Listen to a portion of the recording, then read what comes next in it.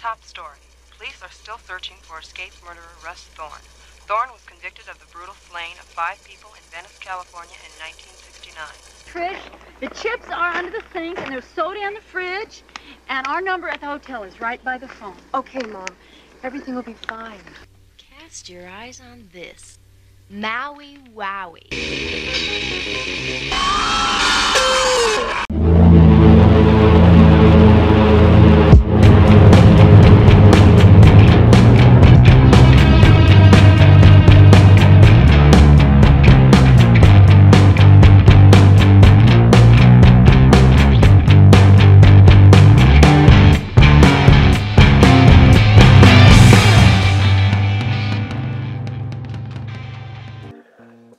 Happy Friday, everybody. I'm Creepy Gil. Welcome back to VHS Reanimated, the show that every week I'm here to recommend a forgotten horror classic, maybe breathe some life back into one of these old slashers that I think should get a second look. Have you seen the Slumber Party Massacre? 1980s slasher movie that has more nudity than dialogue?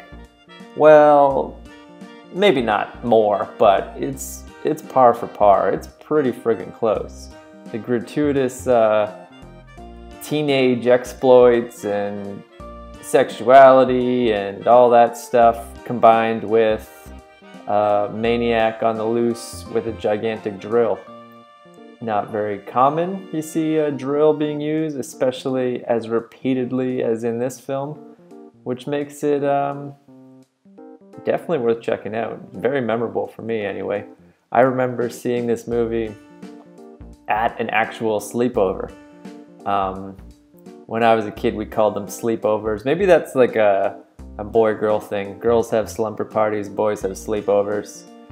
But yeah, every Friday, me and my friends would all rent some movies, play some video games, and I definitely saw this for the first time with a group of my buds. We rented it based solely on the cover art, and we're not disappointed. It's about this deranged psychopath named Russ Thorn that somehow escapes from a prison or mental institution or wherever he is, and then he goes on to stalk like these girls that are all just having a sleepover, and he kills them one by one with this gigantic drill. This movie is pretty interesting because it was actually written as a satire. It was written kind of in the way that Scream was almost 15 years later. Like, we're gonna take all the tropes of the horror genre and make it into a joke. But then Roger Corman bought the script and decided to produce it as a straight up slasher movie, so kind of ignoring all of the jokes and just making it a legit, okay, this is a body count movie. How long are we gonna have to stay like this? My arms are getting tired. Till help comes. If it comes. You know what? I'm hungry. Me too. What are we gonna do with him?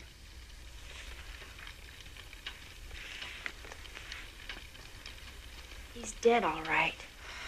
No kidding. He's so cold. Is the pizza? Oh.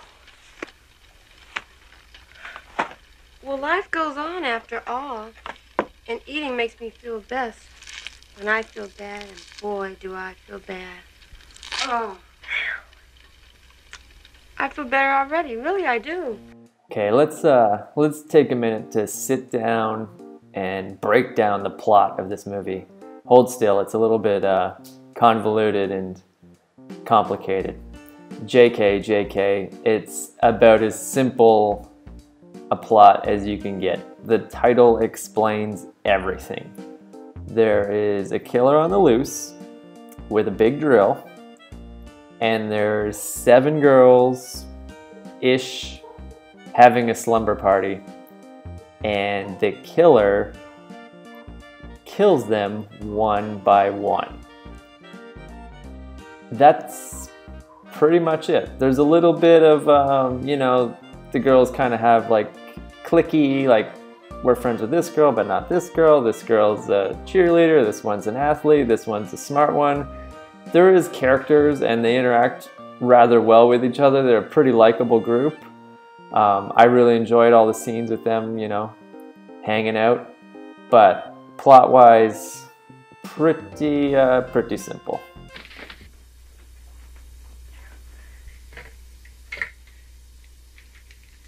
Hi, Boo-Boo. Boo-Boo. I love you too, and I miss you. Yeah, it's okay. Trish doesn't mind. And the director, Amy Holden Jones, this is her first directorial debut, I guess you would call it. And my hat goes off to her right away, because the story is she had worked for Steven Spielberg on a few movies as an editor, but wanted to be a director and never really had an opportunity until Roger Corman said, hey, do you want to make this Slumber Party Massacre movie? And at the same time, she was up for editing E.T. for Steven Spielberg, and she had to decide between editing E.T. or directing this super low budget campy slasher movie. And she decided to follow her dream and be a director and give up that E.T. money. The person that took her spot and edited E.T. went on to win an Academy Award. Quit glomming all the chips. This is the best time to do it before Diane gets here and eats them all. Quit glomming the joint. My favorite part? I think my favorite part of this movie is this really cool girl in the fridge or dead body in the fridge gag. Two characters are talking. Well, one is opening the fridge, gonna get something, but then keeps closing it, and every time she opens the fridge it reveals a dead body that she's not looking at. And it's this really suspenseful comedy scene that reminds me of Abbott and Costello Meet Frankenstein, when Lou Costello is deciding whether or not he wants to eat this apple and the Wolfman is behind him, like slowly creeping up on him. That's one of my favorite movies, especially as a kid. That scene always scared the crap out of me. And seeing it kind of referenced in this scene with the girl in the fridge, I love it. I think it's so cool. I want to get out of here. I don't know what it is, but something about this house gives me the creeps. Spoil sport. I never have any fun. Just one little beer. Courtney, you're underage. Negative, but come on, let's go. Tad bit sucks in Slumber Party Massacre, I think has to go to Russ Thorn. I think Russ Thorn's drill is friggin' awesome. I love the way it looks when he's kind of lumbering around with it. He reminds me of Leatherface.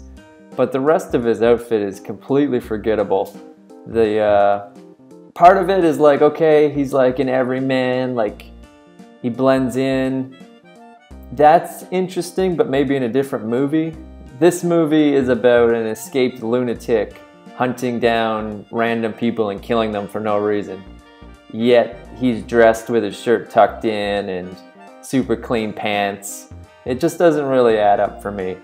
I would love if he was in maybe a mental institution style, like, you know, just a front sheet ass showing in the back, or a prison uniform, and he's like, maybe still has like the leg shackles on or something different. It's just when I think of these like 80s slashers, you have Jason Voorhees, you have Freddy Krueger, you have Michael Myers. Like, these are characters you can be for Halloween and are instantly recognizable. They become a franchise. And although there's a bunch of sequels to Slumber Party Massacre, Russ Thorn is not sequel material. He's nothing to write home about. The denim on denim just isn't working as far as creating a memorable, iconic character. I love the drill. I guess that toward the end of the movie he has like blood all over his arms and his neck, and that makes him a little bit more sinister. but the Canadian tuxedo just isn't working for me.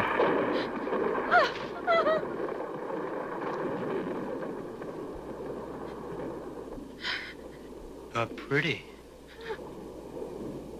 All of you are very pretty. Please don't do this. I love you. Okay, let's wrap this up. Slumber Party Massacre. Deranged killer on the loose. 7 to 9 girls eating pizza, talking about boys. Well, the boys just sit at the window and watch them get changed, and the killer kills everybody one at a time. Pretty interesting deaths.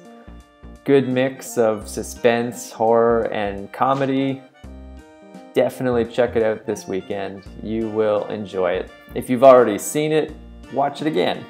Comment below with your favorite part. Mine is the fridge scene. Let me know if you disagree with me that Russ Thorn is kind of bleh as a villain. Parts of him are cool, the drill is cool, but a bit of a missed opportunity in my opinion. Still worth seeing, but imagine what it could have been if some costume changes had been made.